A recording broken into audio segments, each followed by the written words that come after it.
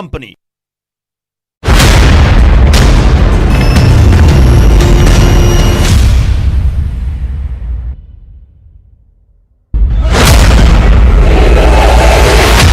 कुलदीप सिंह, दलजीत सिंह, भुल्ला सिंह, रमतीर सिंह जी, अवतार सिंह, तारा सिंह, सिपाही सुंदर। नाम अनजान, चेहरे अनजान, अनजान पहचान।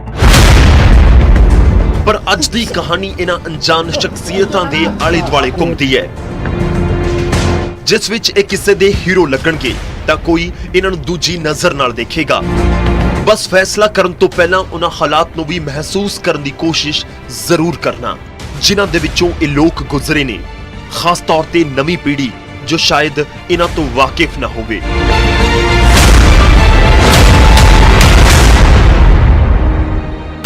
किस्से कहानियां दे विच कई बार जिक्र आउंदा रहा पर अद्धा अधूरा, इसलिए असीं इस बार अधूरे किस्सिਆਂ ਨੂੰ पूरी कहानी दे विच उतारन दी सोची ਅਤੇ ਭਾਲ ਕੀਤੀ ਉਹਨਾਂ ਫੌਜੀਆਂ ਦੀ ਜਿਨ੍ਹਾਂ ਦੀ ਜ਼ਿੰਦਗੀ 1984 ਦੇ ਆਪਰੇਸ਼ਨ ਬਲੂ ਸਟਾਰ ਤੋਂ ਬਾਅਦ ਪੂਰੀ ਤਰ੍ਹਾਂ ਬਦਲ ਗਈ। ਇਹ ਬਲੂ ਸਟਾਰ ਦੇ ਬਾਗੀ ਨੇ ਜਿਨ੍ਹਾਂ ਨੇ ਧਰਮ ਦੇ ਲਈ ਬਗਾਵਤ ਕਰ ਦਿੱਤੀ। ਕਿਸੇ ਨੇ ਗੋਲੀਆਂ ਖਾਈਆਂ, ਕਿਸੇ ਨੇ ਪੱਥਰ, ਕੋਈ ਜਾਨ ਗਵਾ ਬੈਠਾ ਤਾਂ ਕਈ ਅੱਜ ਆਪਣਿਆਂ ਦੇ ਲਈ ਸਿਰਫ ਯਾਦਾਂ ਦੇ ਵਿੱਚ ਜ਼ਿੰਦਾ ਹੈ।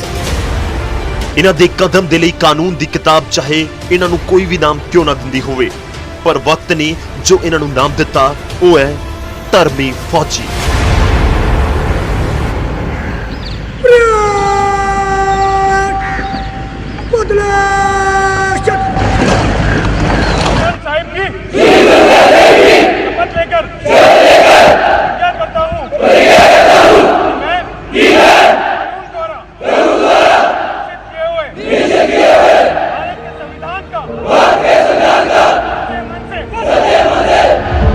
बलिदान, अनुशासन ਅਤੇ ਜਾਂਬਾਜ਼ੀ ਦੀਆਂ ਹਜ਼ਾਰਾਂ ਰਹਿੰਦੇ ਹਾਲਾਤ ਉੱਤੇ ਕਾਬੂ ਕਰ ਲਿਆ ਅਤੇ ਫਿਰ ਫੌਜੀ ਕਾਨੂੰਨ ਦੇ ਮੁਤਾਬਿਕ ਹੀ ਐਕਸ਼ਨ ਵੀ ਹੋਇਆ। ਪਰ ਕਰੀਬ 3.5 ਦਹਾਕਿਆਂ ਬਾਅਦ ਵੀ ਅੱਜ ਕੁਝ ਸਵਾਲ ਵਾਰ-ਵਾਰ ਪਰੇਸ਼ਾਨ ਕਰਦੇ ਨੇ ਕਿ ਧਰਮ ਦੇ ਨਾਮ ਤੇ ਨਾ ਵੱਡਾ ਕਦਮ ਚੁੱਕਣ ਵਾਲੇ ਨਾ ਫੌਜੀਆਂ ਦੇ ਦਿਮਾਗ ਦੇ ਵਿੱਚ ਉਸ ਸਮੇਂ ਆਖਿਰ ਚੱਲ ਕੀ ਰਿਹਾ ਸੀ ਕਿ ਕਿਸੇ ਨੂੰ ਅੱਜ ਉਸ ਦੌਰ ਦਾ ਮਲਾਲ ਹੈ। ਇਸ ਬਗਾਵਤ ਤੋਂ ਬਾਅਦ ਇਹਨਾਂ ਦੀ ਜ਼ਿੰਦਗੀ ਕਿਵੇਂ ਗੁਜ਼ਰੀ ਅਤੇ ਮੌਜੂਦਾ ਸਮੇਂ 'ਚ ਇਹ ਧਰਮੀ ਫੌਜੀ ਆਖਿਰ ਕਰ ਕੀ ਰਹੇ ਨੇ। ਆਮ ਲੋਕ ਇਸ ਤੋਂ ਜਿੰਨੇ ਅਣਜਾਣ ਨੇ, ਸਾਡੇ ਜ਼ਿਹਨ ਵਿੱਚ ਉਨੇ ਹੀ ਜ਼ਿਆਦਾ ਸਵਾਲ ਸੀ। ਬਸ ਫੇਰ ਕੀ ਸੀ, ਅਸੀਂ ਨਿਕਲ ਪਏ ਉਸ ਸਫ਼ਰ ਉੱਤੇ ਜਿੱਥੇ ਯਾਦਾਂ ਦੇ ਪੰਨੇ 'ਚ ਇਤਿਹਾਸ ਦਾ ਇਹ ਦੌਰ ਦਰਜ ਹੈ ਤੇ ਸਾਡਾ ਪਹਿਲਾ ਪੜਾਅ ਹੋਣ ਜਾ ਰਿਹਾ ਸੀ ਗੁਰਦਾਸਪੁਰ।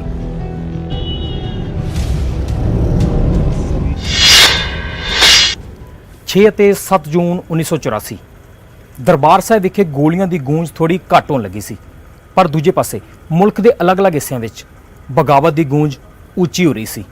ਫੌਜ ਵਿੱਚ ਭਰਤੀ ਨਵੇਂ ਰੰਗਰੂਟ ਆਪਣੀ ਹੀ ਫੌਜ ਦੇ ਖਿਲਾਫ ਬੈਰਕਾਂ ਛੱਡ ਅੰਮ੍ਰਿਤਸਰ ਪਹੁੰਚਣਾ ਚਾਹੁੰਦੇ ਸਨ। ਹਾਲਾਂਕਿ ਇਸ ਇਰਾਦੇ ਵਿੱਚ ਕੋਈ ਕਾਮਯਾਬ ਤਾਂ ਨਹੀਂ ਹੋ ਪਾਇਆ, ਪਰ ਉਹਨਾਂ ਦੇ ਇਸ ਫੈਸਲੇ ਨੇ ਉਹਨਾਂ ਦੀ ਪੂਰੀ ਜ਼ਿੰਦਗੀ ਬਦਲ ਦਿੱਤੀ। ਸਤਿ ਸ਼੍ਰੀ ਅਕਾਲ ਜੀ, ਮੈਂ ਹਾਂ ਰੋਹਿਤ ਬੰਸਲ ਪੱਕਾ ਔਰ ਅੱਜ ਦੀ ਸਾਡੀ ਇਸ ਖਾਸ ਪੇਸ਼ਕਸ਼ ਦਾ ਮਕਸਦ ਹੈ ਨਵੀਂ ਪੀੜ੍ਹੀ ਨੂੰ ਇਤਿਹਾਸ ਦੇ ਉਹਨਾਂ ਪੰਨਿਆਂ ਦੇ ਬਾਰੇ ਰੂਬਰੂ ਕਰਾਉਣਾ ਜੋ ਹਾਲੇ ਤੱਕ ਕਹਾਣੀਆਂ ਅਣਸੁਣੀਆਂ ਨੇ। ਇਸ ਬਾਰੇ ਫੈਸਲਾ ਤੁਸੀਂ ਕਰਨਾ ਹੈ ਕਿ ਤੁਸੀਂ ਇਸ ਨੂੰ ਦਿਮਾਗ ਦੇ ਨਜ਼ਰੀਏ ਤੋਂ ਦੇਖੋਗੇ ਜਾਂ ਦਿਲ ਦੇ।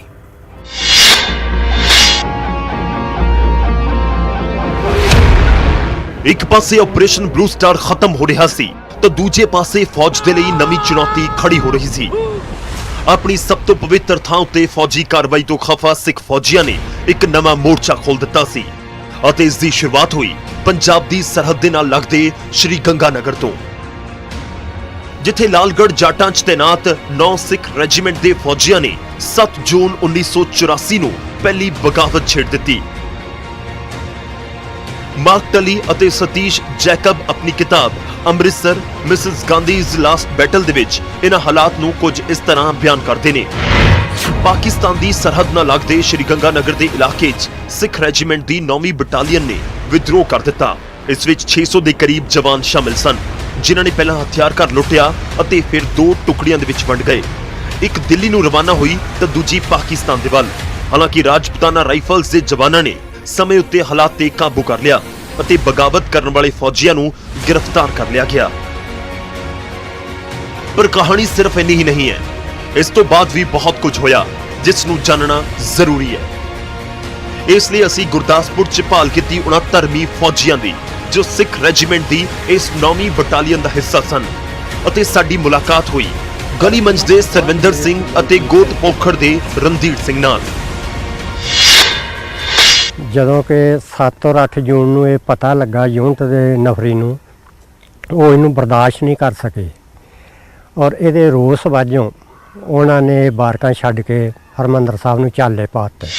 ਕਸਮ ਪਰੇਡ ਦੇ ਦੌਰਾਨ ਸਭ ਤੋਂ ਪਹਿਲਾਂ ਸਾਡਾ ਇੱਕ ਨਿਸ਼ਾਨ ਸਾਹਿਬ ਅੱਗੇ ਲਿਆਂਦਾ ਜਾਂਦਾ ਕਸਮ ਤੇ, ਜਿਹਦੇ ਉੱਤੇ ਅਸੀਂ ਹੱਥ ਖੜੇ ਰੱਖ ਕੇ ਸਹੁੰ ਖਾਂਦੇ ਹਾਂ। ਉਸ ਤੋਂ ਬਾਅਦ ਗੁਰੂ ਗ੍ਰੰਥ ਸਾਹਿਬ ਦੇ ਉੱਤੇ ਹੱਥ ਰੱਖਦੇ ਹਾਂ, ਫਿਰ ਆਪਾਂ ਦੇਸ਼ ਦੇ ਝੰਡੇ ਦੇ ਉੱਤੇ ਹੱਥ ਰੱਖਦੇ ਹਾਂ।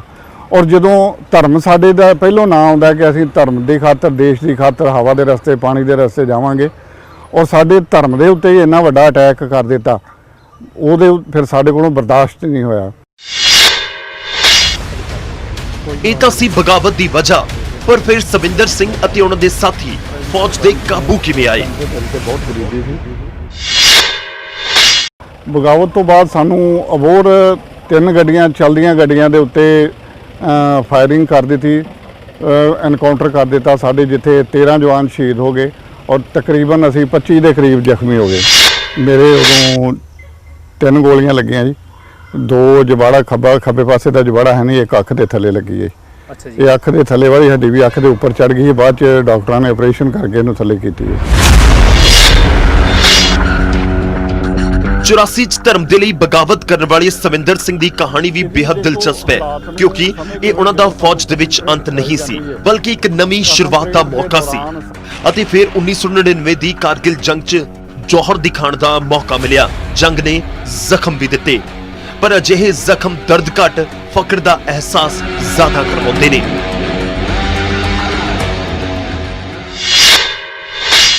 ਮੈਂ ਬਹਾਲ ਹੋ ਕੇ ਤੇ ਸਿਗਨਲ ਕੋਰ ਦੇ ਵਿੱਚ ਗਿਆ ਜੀ। ਸਿਗਨਲ ਕੋਰ ਦੇ ਵਿੱਚੋਂ ਫਿਰ ਮੈਨੂੰ ਪੈਰਾਟੋਪ ਦੇ ਨਾਲ ਡ੍ਰੌਪ ਕਰਵਾ ਕੇ ਫਿਰ ਤਲੋਲਿੰਗ ਦੀ ਪਹਾੜੀ ਤੇ ਜਦੋਂ ਕਬਜ਼ਾ ਕੀਤਾ, ਉਦੋਂ ਮੇਰੇ ਫਿਰ ਦੂਜੀ ਵਾਰ ਜ਼ਖਮੀ ਹੋਇਆ ਔਰ ਮੇਰੇ ਸੱਜੀ ਵੱਖੀ ਦੇ ਵਿੱਚ ਗੋਲੀਆਂ ਲੱਗੀਆਂ।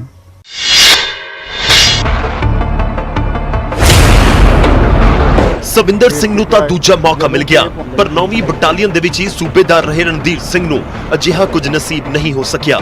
ਉਹਨਾਂ ਨੂੰ ਬੈਰਕ ਦੇ ਵਿੱਚ ਹੀ ਗ੍ਰਿਫਤਾਰ ਕਰ ਲਿਆ ਗਿਆ ਸੀ ਅਤੇ ਫਿਰ ਪੂਰੀ ਜ਼ਿੰਦਗੀ ਹੀ ਬਦਲ ਗਈ। ਰਾਮਗੜ੍ਹ ਜਦੋਂ ਗਏ ਆ, ਉਹਨਾਂ ਨੇ ਇਨਕੁਆਇਰੀ ਕੀਤੀ ਹੈ, ਕੇਸ ਵੀ ਲੜੇ ਆ 2 ਸਾਲ ਲੜਨ ਤੋਂ ਬਾਅਦ। ਉਸ ਤੋਂ ਬਾਅਦ ਉਹ ਕਹਿੰਦੇ ਵੀ ਤੁਹਾਨੂੰ ਗਰੁੱਪ ਬਦਲੀ ਕਰਨਾ ਪੈਣਾ ਵਾ, ਔਰ ਮੈਂ ਕਿਹਾ ਵੀ ਨਹੀਂ, ਮੈਂ ਗਰੁੱਪ ਨਹੀਂ ਬਦਲੀ ਕਰਨਾ, ਰਹਿਣਾ ਗਰੁੱਪ ਦੇ ਵਿੱਚ ਹੀ ਹੈ। ਉਹ ਲੱਗੇ ਕਹਿਣ ਵੀ ਗਰੁੱਪ 'ਚ ਰਹਿਣਾ ਤੇ ਫਿਰ ਜਾਂ ਅੰਦਰ ਜਾਣਾ ਪਊਗਾ ਤੇ ਜਾਂ ਪੈਨਸ਼ਨ ਜਾਣਾ ਪਊ। ਜੋ ਮੇਰੀ ਪੈਨਸ਼ਨ ਬਣਦੀ ਸੀ, ਮੈਂ ਉਹੀ ਮੁਨਾਸਬ ਸਮਝਿਆ ਵੀ ਮੈਂ ਪੈਨਸ਼ਨ ਦੇ ਉੱਤੇ ਜਾਣਾ ਮੈਨੂੰ ਬਿਹਤਰ ਹੈ, ਔਰ ਮੈਨੂੰ ਇਹਨਾਂ ਨੇ ਪੈਨਸ਼ਨ ਭੇਜ ਦਿੱਤਾ।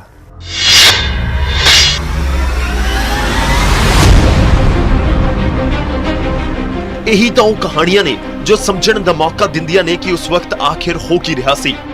ਇਸ ਲਈ ਅਸੀਂ 9ਵੀਂ ਬਟਾਲੀਅਨ ਦੇ ਨਾਲ ਜੁੜੇ ਕੁਝ ਹੋਰ ਲੋਕਾਂ ਤੱਕ ਪਹੁੰਚਣ ਦੀ ਕੋਸ਼ਿਸ਼ ਕੀਤੀ। ਫਿਰ ਮੁਲਾਕਾਤ ਹੋਈ ਹੁਸ਼ਿਆਰਪੁਰ ਦੇ ਟਾਲੀ ਸਾਹਿਬ ਦੇ ਭੋਲਾ ਸਿੰਘ ਨਾਲ, ਜੋ तमाम ਕੋਸ਼ਿਸ਼ਾਂ ਦੇ ਬਾਵਜੂਦ ਵੀ ਆਪਣੇ ਜਜ਼ਬਾਤਾਂ ਉੱਤੇ ਕਾਬੂ ਨਹੀਂ ਰੱਖ ਸਕੇ।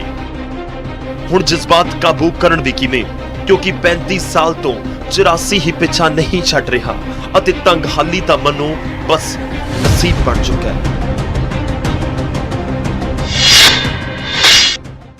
ਇਦਾਂ ਹੀ ਧੂਕੜੀ ਸੀਏ ਕਦੀ ਕਰੇਲੇ ਬਣਾ ਲਏ, ਕਦੀ ਗੰਢੇ ਬਣਾ ਲਏ, ਕਦੀ ਪਰੌਂਠਾ ਪਾ ਕੇ ਗੰਢਿਆਂ ਪਾ ਕੇ ਆਪਣਾ ਟਾਈਮ ਪਾਸ ਕਰ ਲਿਆ। ਭੁੱਖ ਮਰੇ ਸ਼ਿਕਾਰੀ ਹੋਏ ਹੋਏ ਮਰਨ ਨੂੰ ਥਾਂ ਲੱਭਣ ਦੇ ਆ।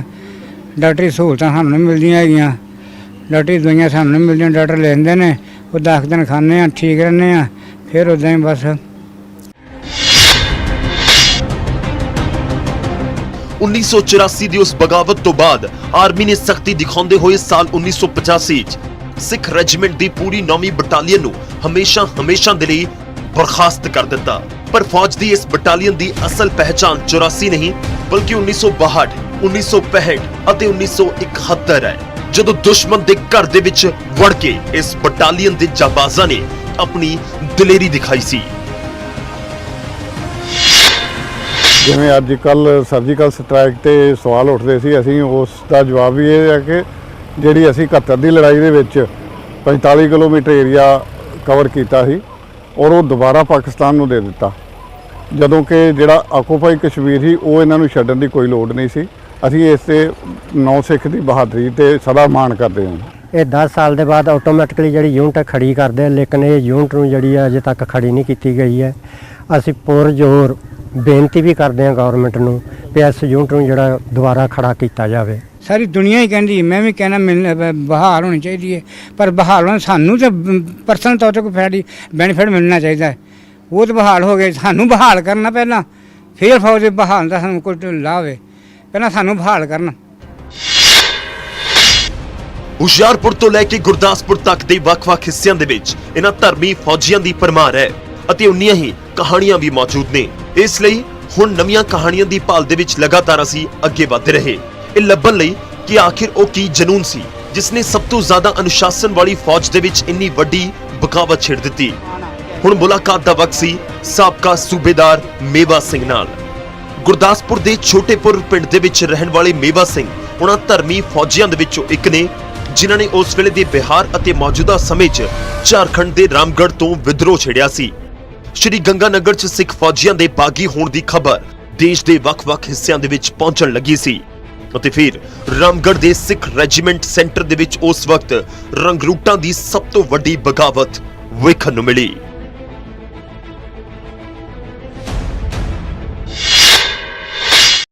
ਮਨ ਦੇ ਵਿੱਚ ਇੱਕ ਬਹੁਤ ਵੱਡਾ ਰੋਸ ਪੈਦਾ ਹੋ ਗਿਆ। ਰੋਸ ਇਦਾਂ ਸੀ ਕਿ ਮਤਲਬ ਨਾ ਕਿਸੇ ਦਾ ਕੁਝ ਖਾਣ ਨੂੰ ਜੀ ਕਰਦਾ ਸੀ। ਜਿਹੜੇ ਫੈਮਲੀਆਂ ਦੇ ਨਾਲ ਰਹਿੰਦੇ ਸੀ ਉਹਨਾਂ ਨੂੰ ਵੀ ਆਪਣੀਆਂ ਫੈਮਲੀਆਂ ਦੀ ਪਰਵਾਹ ਨਾ ਰਹੀ। ਉਹਨਾਂ ਨੂੰ ਸਿਰਫ ਇਹ ਸੀ ਕਿ ਅਸੀਂ ਆਪਣੇ ਜੋ ਵੀ ਸਾਡਾ ਧਰਮ ਹੈ, ਸਾਡੇ ਗੁਰੂ ਗ੍ਰੰਥ ਸਾਹਿਬ ਦੀ ਬੇਅਦਬੀ ਹੋਈ ਹੈ, ਅਸੀਂ ਉਹ ਬੇਅਦਬੀ ਦਾ ਬਦਲਾ ਜ਼ਰੂਰ ਲੈਣਾ।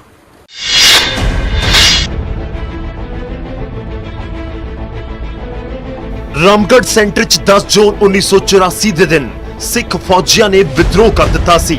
ਦਰਬਾਰ ਸਾਹਿਬ ਤੇ ਫੌਜੀ ਕਾਰਵਾਈ ਤੋਂ ਗੁੱਸਾਏ ਇਹਨਾਂ ਜਵਾਨਾਂ ਨੇ ਉਸ ਰੋਜ਼ ਪੂਰੀ ਛਾਉਣੀ ਨੂੰ ਆਪਣੇ ਕੰਟਰੋਲ ਦੇ ਵਿੱਚ ਲੈ ਲਿਆ।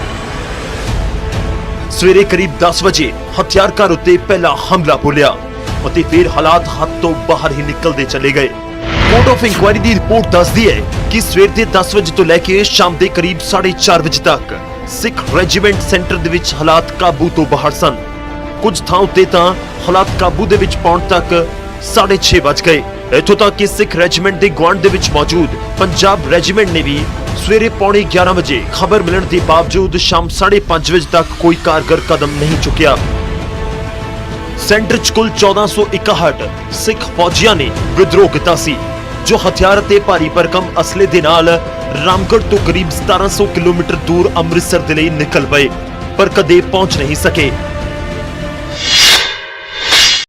ਮਨ ਦੇ ਵਿੱਚ ਇੱਕ ਬਹੁਤ ਵੱਡਾ ਰੋਸ ਪੈਦਾ ਹੋ ਗਿਆ। ਰੋਸ ਇਦਾਂ ਸੀ ਕਿ ਮਤਲਬ ਨਾ ਕਿਸੇ ਦਾ ਕੁਝ ਖਾਣ ਨੂੰ ਜੀ ਕਰਦਾ ਸੀ। ਜਿਹੜੇ ਫੈਮਲੀਆਂ ਦੇ ਨਾਲ ਰਹਿੰਦੇ ਸੀ ਉਹਨਾਂ ਨੂੰ ਵੀ ਆਪਣੀਆਂ ਫੈਮਲੀਆਂ ਦੀ ਪਰਵਾਹ ਨਾ ਰਹੀ। ਉਹਨਾਂ ਨੂੰ ਸਿਰਫ ਇਹ ਸੀ ਕਿ ਅਸੀਂ ਆਪਣੇ ਜੋ ਵੀ ਸਾਡਾ ਧਰਮ ਹੈ, ਸਾਡੇ ਗੁਰੂ ਗ੍ਰੰਥ ਸਾਹਿਬ ਦੀ ਬੇਅਦਬੀ ਹੋਈ ਹੈ, ਅਸੀਂ ਉਹ ਬੇਅਦਬੀ ਦਾ ਬਦਲਾ ਜ਼ਰੂਰ ਲੈਣਾ। ਰਾਮਗੜ੍ਹ ਸੈਂਟਰ ਦੇ ਇਸ ਵਿਦਰੋਹ ਦੀ ਸਭ ਤੋਂ ਦਰਦਨਾਕ ਗੱਲ ਇਹ ਸੀ ਕਿ ਇਸ ਵਿੱਚ ਸੈਂਟਰ ਦੇ ਕਮਾਂਡਿੰਗ ਆਫੀਸਰ ਬ੍ਰਿਗੇਡੀਅਰ ਪੁਰੀ ਬਾਗੀ ਫੌਜੀਆਂ ਦੀ ਗੋਲੀ ਦਾ ਸ਼ਿਕਾਰ ਹੋ ਗਏ। ਸਾਰੇ ਸਾਡੇ ਧਰਮੀ ਫੌਜੀਆਂ ਨੇ ਸੋਚਿਆ ਕਿ ਸਾਡਾ ਇਹ ਨੁਕਸਾਨ ਕਰਨਗੇ, ਸਾਨੂੰ ਇਹਨਾਂ ਨੇ ਜਾਣ ਨਹੀਂ ਦੇਣਾ ਕਿਸੇ ਪਾਸੇ।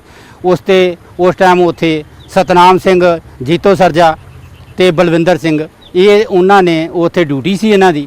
ਉਹ ਉਦੋਂ ਉੱਥੇ ਨੁਕਸਾਨ ਹੋਇਆ। ਉੱਥੇ ਫਿਰ ਗੋਲੀ ਚੱਲੀ, ਗੋਲੀ ਦੇ ਵਿੱਚ ਫਿਰ ਇਹਨਾਂ ਦੇ ਗੋਲੀ ਲੱਗ ਗਈ।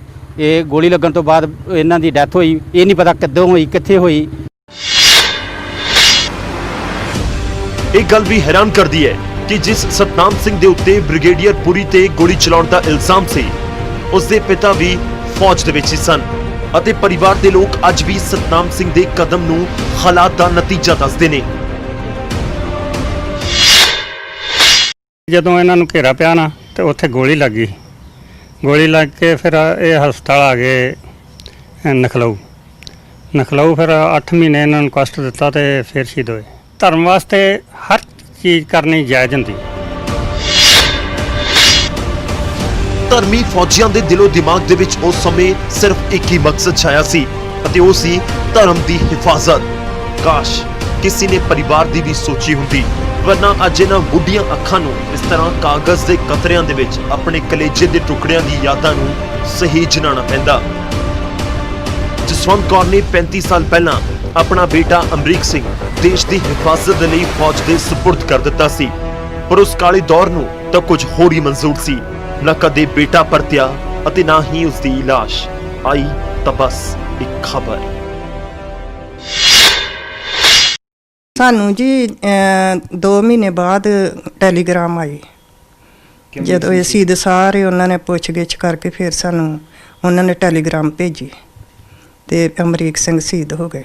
ਔਰ ਸਾਨੂੰ ਉਹਦਾ ਕੋਈ ਉਹਦੇ ਫੁੱਲ ਨਹੀਂ ਆਏ, ਕੁਛ ਨਹੀਂ ਗਾ। ਅਸੀਂ 3-4 ਮਹੀਨੇ ਉਡੀਕਦੇ ਰਹੇ।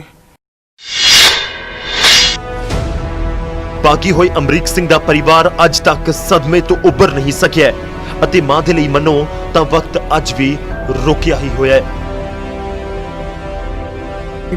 ਬਹੁਤ ਔਖਾ ਪਿਆ ਜੀ, ਮੈਂ ਬਹੁਤ ਔਖਾ। ਇਹ ਰੱਬ ਕਰੇ ਨਾ ਕਿਸੇ ਨਾ।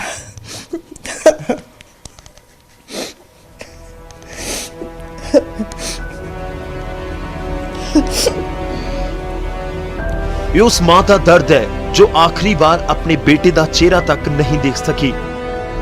ਇਸ ਲਈ ਹੁਣ ਇਹਨਾਂ ਤਸਵੀਰਾਂ ਦੇ ਨਾਲ ਹੀ ਜ਼ਿੰਦਗੀ ਦਾ ਆਖਰੀ ਪੜਾਅ ਕੱਟ ਰਹੀ ਹੈ। ਪਰ ਕੁਝ ਸ਼ਖਸ ਅਜਿਹੇ ਵੀ ਨੇ ਜੋ ਸਭ ਕੁਝ ਭੁਲਾ ਦੇਣਾ ਚਾਹੁੰਦੇ ਨੇ। ਇਸ ਗੱਲ ਦਾ ਅਹਿਸਾਸ ਸਾਨੂੰ ਹੋਇਆ ਗੁਰਦਾਸਪੁਰ ਦੇ ਭੱਟੀਆਂ ਪਿੰਡ ਪਹੁੰਚਣ ਤੇ, ਜਿੱਥੇ ਅਵਤਾਰ ਸਿੰਘ ਆਪਣੀ ਆਪ ਬੀਤੀ ਦੇ ਨਾਲ ਮੌਜੂਦ ਸਨ। ਅਵਤਾਰ ਸਿੰਘ ਰਾਮਗੜ੍ਹ ਦੇ 1,500 ਬਾਗੀ ਫੌਜੀਆਂ ਦੇ ਵਿੱਚੋਂ ਇੱਕ ਨੇ, ਜਿਨ੍ਹਾਂ ਨੂੰ ਕਰੜੀ ਸਜ਼ਾ ਦਾ ਸਾਹਮਣਾ ਕਰਨਾ ਪਿਆ। ਦੱਸਦੇ ਨੇ ਕਿ ਕਿਵੇਂ ਹਨੇਰੀ ਕੋਠੜੀ ਦੇ ਵਿੱਚ ਕਈ ਦਿਨ ਕੱਟੇ ਸਨ।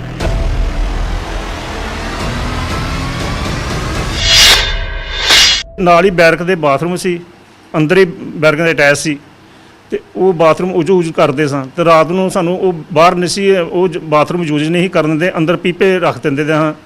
ਅਸੀਂ ਉਹਨਾਂ ਵਿੱਚ ਬਾਥਰੂਮ ਕਰਕੇ ਤੇ ਸਵੇਰ ਨੂੰ ਡੋਲ ਦਿੰਦੇ ਹਾਂ ਬਾਹਰ ਲੈਟਰਿੰਗ। ਔਰ ਨਹਾਉਣ ਨੂੰ ਉਹ ਉਸੇ ਮਤਲਬ ਬਾਥਰੂਮ ਦੇ ਵਿੱਚ ਲਾਗੇ ਇੱਕ ਇਸ਼ਨਾਨ ਘਰ ਸੀ ਬਣਾਇਆ ਉਹਨਾਂ ਵੱਖਰਾ ਜਿਹਾ ਹੀ, ਉਹਨਾਂ ਦੇ ਵਿੱਚ ਅਸੀਂ ਇਸ਼ਨਾਨ ਕਰ ਲਏ। ਅੱਗੇ ਬਹੁਤ ਸਾਰੀਆਂ ਅਜਿਹੀਆਂ ਦਿਲ ਨੂੰ ਝੰਜੋੜ ਰੱਖ ਦੇਣ ਵਾਲੀਆਂ ਕਹਾਣੀਆਂ ਮੌਜੂਦ ਨੇ। ਬਸ ਚਿਹਰੇ ਬਦਲਦੇ ਰਹਿਣਗੇ ਅਤੇ ਅਸੀਂ ਮਹਿਸੂਸ ਕੀਤਾ ਇਹਨਾਂ ਸਾਰੀਆਂ ਕਹਾਣੀਆਂ ਦੇ ਵਿੱਚ ਇੱਕ ਗੱਲ ਇੱਕੋ ਜਿਹੀ ਸੀ, ਉਹ ਇਹ ਕਿ ਇਹਨਾਂ ਦੀ ਸੁੱਧ ਲੈਣ ਵਾਲਾ ਅੱਜ ਕੋਈ ਨਹੀਂ। ਹਰ ਕੋਈ ਸਿਆਸਤਦਾਨਾਂ ਦੇ ਝੂਠੇ ਵਾਅਦਿਆਂ ਤੋਂ ਥੱਕ ਚੁੱਕਾ ਹੈ। ਮਾਨ ਸਰਕਾਰ ਸਾਡਾ ਬੰਦਾ ਜਿਹੜਾ ਚਾਹੀਦਾ ਸਾਨੂੰ, ਉਹ ਨਹੀਂ ਸਾਨੂੰ ਮਿਲਿਆ। ਪਰ ਅਸੀਂ ਆਪਣੇ ਪੰਜਾਬ ਸਰਕਾਰ ਤੋਂ, ਜਿਹੜੀ 10 ਸਾਲ ਸਰਕਾਰ ਚੱਲ ਗਈ ਆ, ਉਸ ਸਰਕਾਰ ਤੋਂ ਵੀ ਅਸੀਂ ਉਹ ਬੜੀ ਤਗੜੀ ਆਸ ਰੱਖ ਕੇ ਬੈਠੇ। ਪਰ ਇਹ ਆ ਕਿ 35 ਸਾਲਾਂ ਵਿੱਚ ਕਿਸੇ ਸਰਕਾਰ ਨੇ ਸਾਡੀ ਨਹੀਂ ਸੁਣੀ। ਸਾਡੇ ਥੱਬਿਆਂ ਦੇ ਥੱਬੇ ਮੰਗ ਪੱਤਰ ਉਹਨਾਂ ਤੱਕ ਪਹੁੰਚੇ, ਕਿਸੇ ਨੇ ਸਾਡੀ ਗੱਲ ਨਹੀਂ ਸੁਣੀ। ਸਾਨੂੰ ਇੱਕ ਗੱਲ ਦੇ ਨਾਲ ਜਵਾਬ ਦੇ ਦਿੰਦੇ ਆ, ਸਾਡਾ ਤੁਹਾਡੇ ਗਾੜੀ ਸਿਰ ਝੁਕਦਾ, ਮੇਰੇ ਸਿਰ ਝੁਕਣ ਨਾਲ ਕੀ ਹੋਊਗਾ। 37 ਸਾਲ ਹੋ ਗਏ ਮੇਰੇ ਪੁੱਤ ਨੂੰ ਗਏ ਨੂੰ। ਗਵਰਨਮੈਂਟ ਨੇ ਤਾਂ ਕਿਤੇ ਇਹ ਵੀ ਨਹੀਂ ਕਿਹਾ ਕਿ ਅਸੀਂ ਜਾ ਕੇ ਕਿਤੇ ਉਹਨਾਂ ਦੇ ਘਰ ਵਿੱਚ ਉਹਨਾਂ ਨੂੰ ਦਿਲਾਸਾ ਦੇਈਏ। ਇਹ ਸੀ ਸਾਡੀ ਖਾਸ ਪੇਸ਼ਕਸ਼ ਦਾ ਪਹਿਲਾ ਹਿੱਸਾ। ਅਗਲੇ ਹਿੱਸੇ ਵਿੱਚ ਕੁਝ ਹੋਰ ਧਰਮੀ ਫੌਜੀਆਂ ਨਾਲ ਮਿਲਵਾਵਾਂਗੇ ਜੋ ਅੱਜ ਵੀ ਗੁਰਬਤ ਦੀ ਜ਼ਿੰਦਗੀ ਜਿਉ ਰਹੇ ਨੇ। ਫਿਲਹਾਲ ਮੈਨੂੰ ਤੇ ਮੇਰੀ ਟੀਮ ਨੂੰ ਦਿਓ ਇਜਾਜ਼ਤ। ਧੰਨਵਾਦ।